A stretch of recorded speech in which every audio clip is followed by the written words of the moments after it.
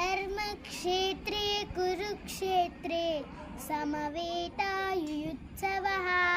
మామకా పాండవ చైవ కిమకూర్వత సంజయ. ఈ శ్లోకం ఒక అర్థము, ఓ సంజయ, యుద్ధం చేయాలని ఉత్సాహంతో నా కుమారుడైన కౌరవులు మరియు పాండవులు ధర్మక్షేత్రమైన కురుక్షేత్రానికి చేరుకొని అక్కడ ఏమి చేస్తున్నారు అనేసి ధృతరాష్ట్ర మహారాజు అడిగెను. భగవద్గీతలో ఉండే చివరి శ్లోకం, యత్ర యోగేశ్వర కృష్ణో యత్ర పాదోయ ధనుద్ధరః తత్ర శ్రీ విజయో భూతే ధ్రుమాని ధిర్మ.